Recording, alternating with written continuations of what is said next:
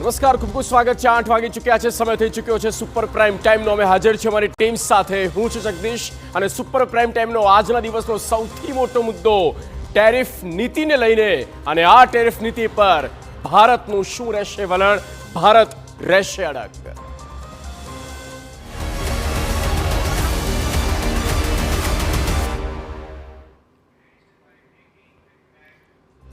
તો અત્યારના સૌથી મોટા સમાચાર ટ્રમ્પની ટેરિફ નીતિને લઈને સામે આવ્યા અને ડોનાલ્ડ ટ્રમ્પે અમેરિકાના રાષ્ટ્રપતિ ડોનાલ્ડ ટ્રમ્પ દ્વારા ભારત પર ટેરિફ લગાવવામાં આવ્યો છે અને ભારત પર 25% વધારાનો ટેરિફ લગાવી દેવામાં આવ્યો છે।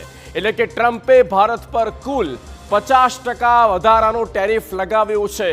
આ ટેરિફની જે અમેરિકાની અને ડોનાલ્ડ ટ્રમ્પની જે નીતિ રહી છે અને તેમાં તેણે 25% પ્લસ કર્યું, એટલે કે 50% ભારત પર જ્યાં ટ્રમ્પે આ ટેરિફ લગાવ્યો છે। અને નવો જે આ ટેરિફ છે તે 27 ઓગસ્ટથી અમલમાં આવશે, લાગુ થશે। આ પહેલાં જ્યારે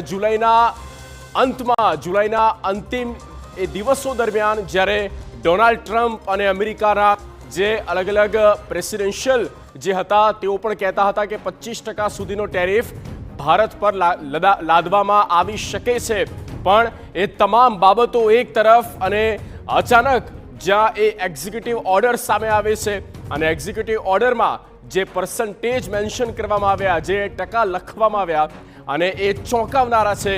25 ટુ પ્લસ બીજા 25% એડ કર્યા છે, જે 27 ઓગસ્ટથી 25% નહીં પણ હવે 50%નો ટેરિફ લાગુ થઈ ગયો છે।